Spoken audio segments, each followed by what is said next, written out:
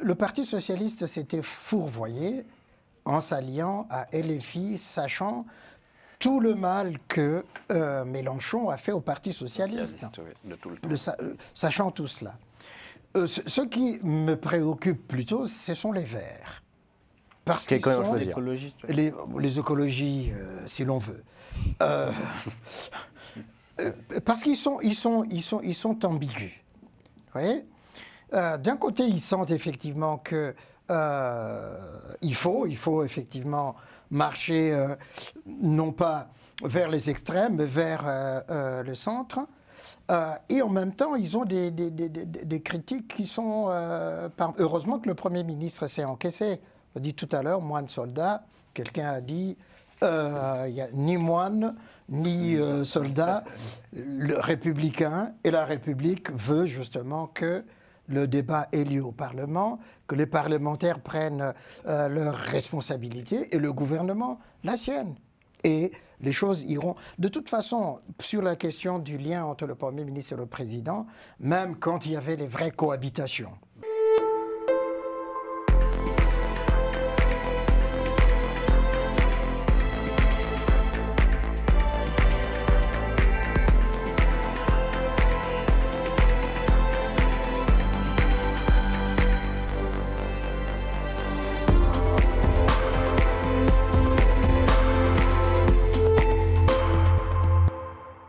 Partons du coup direction la France. Emmanuel Macron et Sébastien Lecornu ont enfin un gouvernement et a passé l'étape des motions de censure déposées par la France Insoumise et le Rassemblement National ce jeudi matin. L'Assemblée nationale a voté. Aucune d'elles n'a obtenu les 288 voix nécessaires pour faire tomber le deuxième gouvernement du Premier ministre, renommé par certains biscornu. En précisant que les députés du Rassemblement national ont voté pour la censure déposée par LFI, mais pas l'inverse, pour être précis. Donc cette victoire d'étape, le nouveau gouvernement le doit en grande partie au soutien des députés socialistes et à la suspension de la fameuse réforme des retraites qui devait repousser l'âge légal de 62 à 64 ans de manière progressive. C'était jusqu'en 2030, cette progression du recul de l'âge légal de départ à la retraite.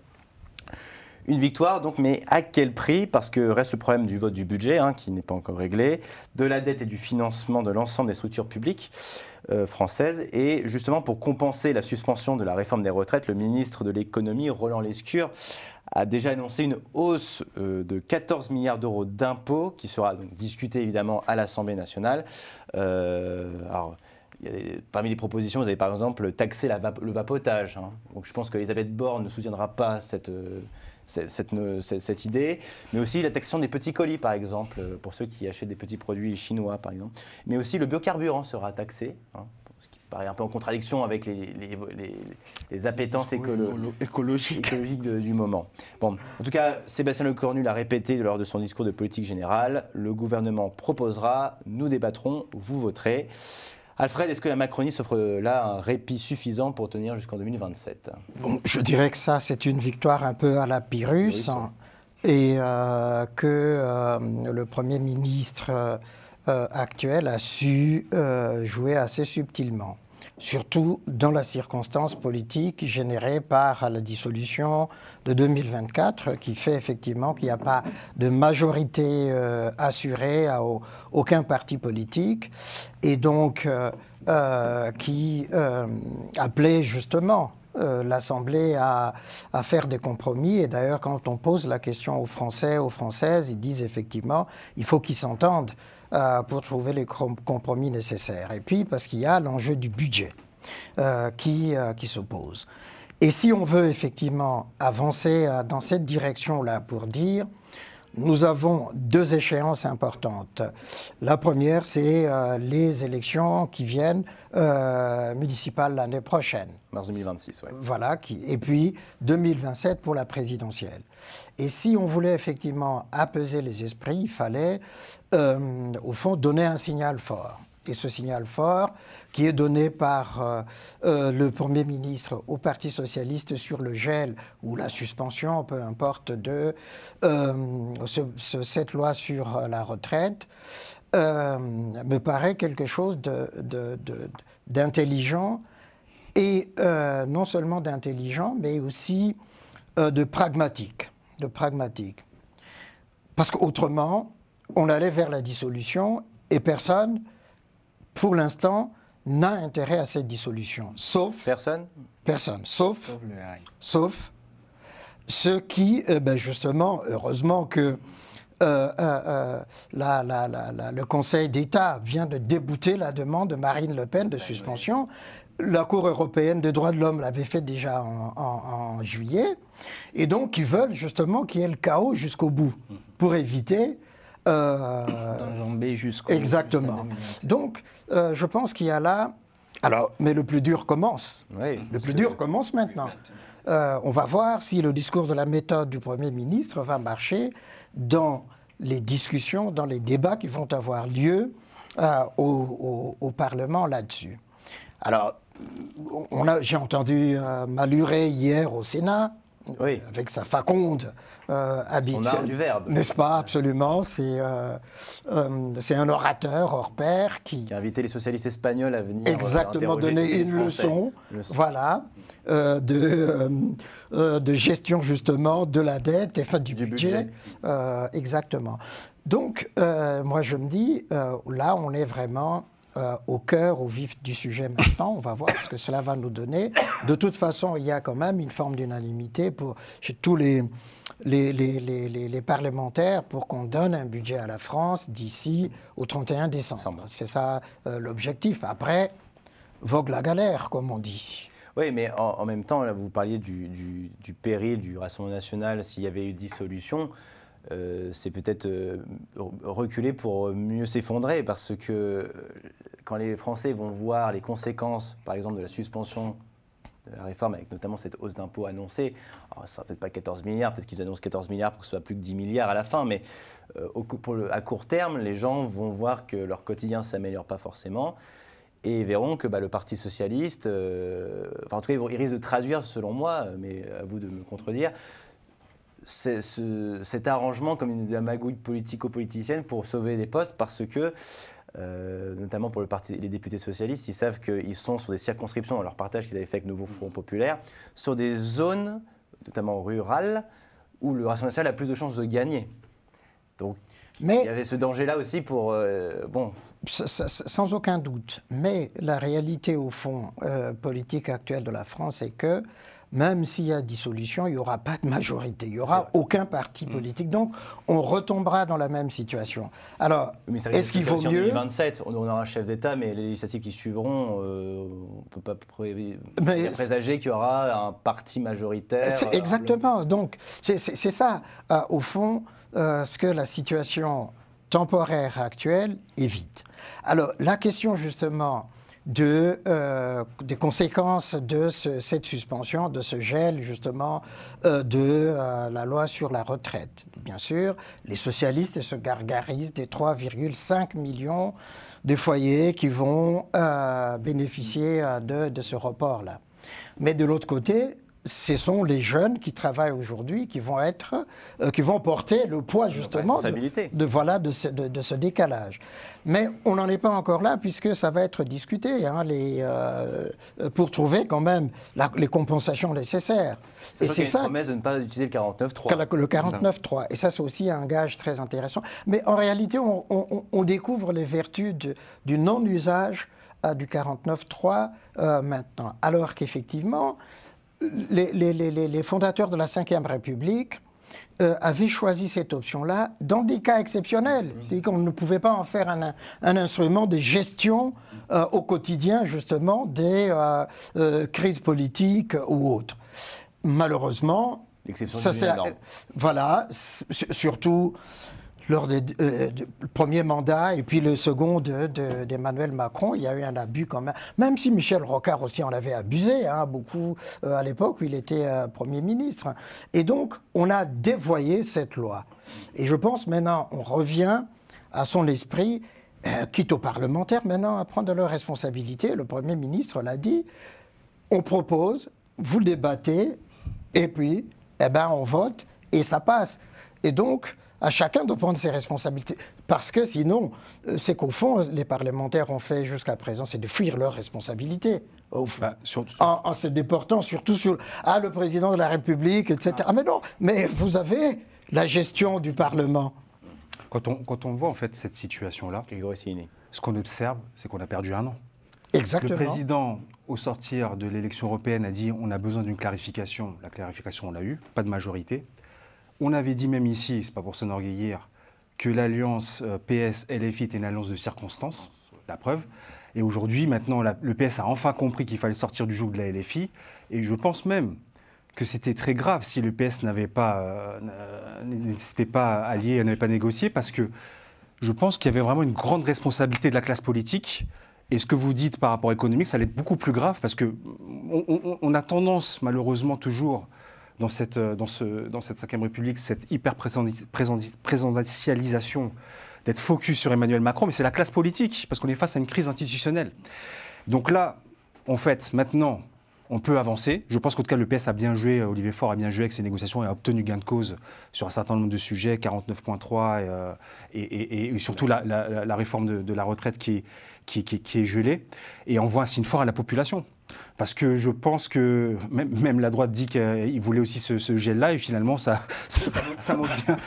Alors oui, de toute façon, une des premières à critiquer, à soutenir cette suspension, c'est la première ministre qui a porté la réforme. Exactement, le paradoxe il est là, énorme. Et Aurélien Rousseau, qui est député socialiste, était directeur de cabinet, si je ne dis pas de bêtises, ou conseiller en tout cas de Elisabeth C'est ça, Borne. exactement. Donc moi je pense que c'est déjà important qu'on ait on s'accorde peut-être un intermède, mais en tout cas on évite cette crise institutionnelle pour pouvoir avancer. Et je pense qu'il y a tout intérêt de toute façon à continuer les négociations avec le PS pour que ça puisse durer un peu plus longtemps la primature de Sébastien Lecornu. Émeric, c'était un pari risqué pour le Parti socialiste ? Non, moi je ne m'attarderai pas forcément trop sur le Parti socialiste. Le parti trouvera les mécanismes pour continuer à rester dans le jeu. Celui qui me préoccupe énormément, c'est le Premier ministre qui s'est fait quelques mois de sursis pour ma part. D'accord, vous percevez, est-ce qu'il est en rupture avec Macron ou c'est encore le moine soldat comme on l'a présenté depuis Non, je ne pense pas qu'il soit en rupture avec Macron. Tout est discuté avec le président de la République. Les options à mettre sur la table pour éviter un séisme ont certainement été discutées avec celui qui l'a nommé, donc le président Emmanuel Macron. Mais les débats sur le vote du budget vont nous permettre de voir un peu plus clair. Et je pense que c'est à ce moment-là que dès qu'on passera peut-être cette époque, que le Cornu pourra se dire, bon, j'ai un peu de répit, je peux travailler comme cela se doit. Il a dit ce jeudi matin, que l'heure n'est plus trop au discours, c'est au travail. Et il sait que les secondes sont comptées, les minutes sont comptées, et peut-être il passera peut-être pas l'année sur le fauteuil du Premier ministre. C'est une bien malin celui qui prophétisera et dira avec exactitude si le Cornu restera Premier ministre jusqu'à la fin de l'année. On verra pendant les discussions sur le budget. Et si ce n'est pas la fin de l'année, il y aura les municipales en 2026 qui risquent Exactement.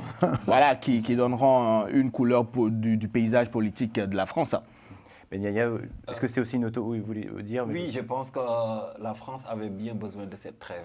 Pour combien de temps encore? Et j'ai bien observé la position. Moi, ce que j'ai observé, c'était vraiment mon inquiétude, c'était la position du Parti socialiste. Parce que pour la LFI, tout le monde savait que, bon, voilà, leur objectif, c'était... Le chaos. Le chaos. RN, avec la même chose. Marine Le Pen, ça passe ou ça casse, mais c'était le chaos. Et bon, les Républicains, c'est un autre sujet parce que déjà il y a eu des oppositions. C'était tous les premiers perdants dans l'histoire. Absolument. Et ensuite Retailleau, malheureusement, qui se voit son autorité même bafouée par des militants qui ont accepté de participer au gouvernement. Et donc je pense qu'à ce niveau, le Parti socialiste a bien joué le coup. Et ça nous fait revenir à l'orthodoxie même de la vie politique, ça veut dire le débat parlementaire avant tout, avant le passage exactement. En force avec le 49.3. Je pense que maintenant, comme le disait Alfred, les parlementaires, toute la classe politique représentée au niveau du Parlement doit être face à ses responsabilités. Soit... Vous y croyez? Parce que c'est les mêmes députés qu'il y a 3 semaines. Donc Oui, mais... oui et non. Oui, dans la mesure où, comme je le disais à l'entame de mon propos, il y a une trêve.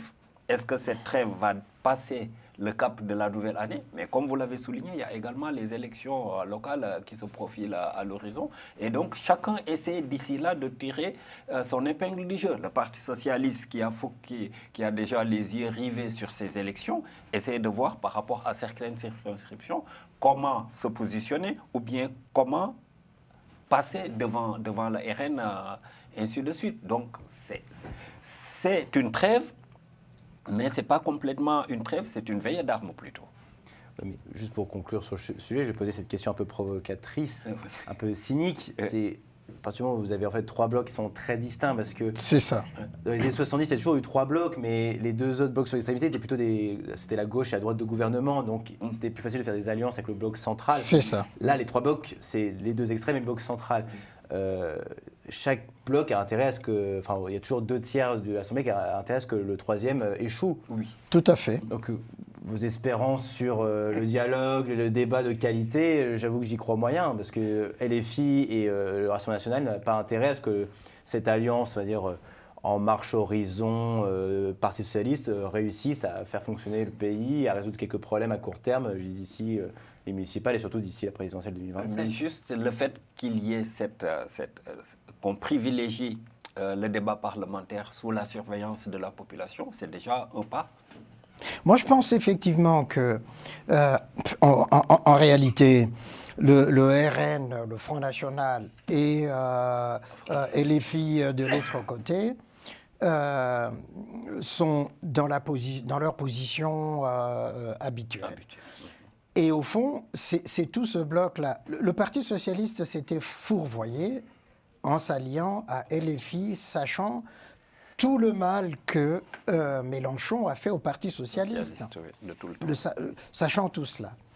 Ce qui me préoccupe plutôt, ce sont les Verts. Parce qu'ils sont les écologies, si l'on veut. Parce qu'ils sont ambigus.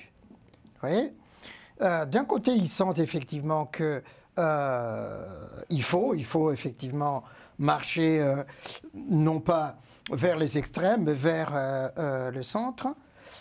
Et en même temps, ils ont des critiques qui sont... Heureusement que le Premier ministre s'est encaissé. On a dit tout à l'heure, moins de soldats. Quelqu'un a dit, il n'y a ni moines, ni soldats. Le républicain et la République veut justement que le débat ait lieu au Parlement, que les parlementaires prennent leurs responsabilités et le gouvernement la sienne. Et les choses iront. De toute façon, sur la question du lien entre le Premier ministre et le Président, même quand il y avait les vraies cohabitations, le Premier ministre référait toujours au Président de la République pour trouver un accord avec lui sur ce que... D'ailleurs, on l'avait vu Chirac avec Mitterrand à un moment donné. Oui, mais ce n'est pas des cohabitations. Entre les cohabitations de 2 ans et les cohabitations de 5 ans, c'est pas toujours la... Oui, mais on est d'accord. Mais sauf que Mitterrand avait dit je vais diriger, je vais gouverner par ordonnance, puisque la Constitution le prévoyait. Après, Jacques Chirac et ses amis se sont dit bon, on ne va pas à l'affrontement, il faut qu'on s'entende. Et ça a permis, effectivement. Et là, parce que justement, il y avait des majorités claires. Donc, ce qui nous change d'aujourd'hui, qui fait effectivement que si personne ne met de l'eau dans son vin, on court vers la catastrophe. Et maintenant, il commence à piger un peu, puisque les échéances aussi s'approchent. Le gouvernement s'offre une extension avec le fait qu'il y ait le PS qui est dans les négociations. Et ça change totalement la donne. Oui. Parce qu'au départ, on avait un bloc central où le PS n'y était pas. Maintenant, c'est un peu plus clair finalement. On a d'un côté les deux extrêmes qui sont uniquement dans une contestation, et le cœur, tout va se jouer dans cette négociation-là pour avancer. Et Sébastien Lecornu est là pour ça, justement, pour articuler tout ça. D'un côté, satisfaire l'aile du PS, et d'un côté, l'aile de la droite avec les Républicains. Bah écoutez, on verra bien ça dans les prochains mois, comment ça évolue. De toute façon, ça passe très vite dans ce pays. C'est un jonglage facile. Oui, je pense que d'ailleurs, personne n'est accouru au portillon à Matignon pour prendre la place de Lecornu quand il est électionné. Exactement. Alors, passons là aussi, oui, il y a un peu de bisbille politique, mais là, pour aussi un pays qui fait face à une crise économique importante, c'est le Sénégal. Et je vais vous redonner la parole, Ben Yassi. Alors,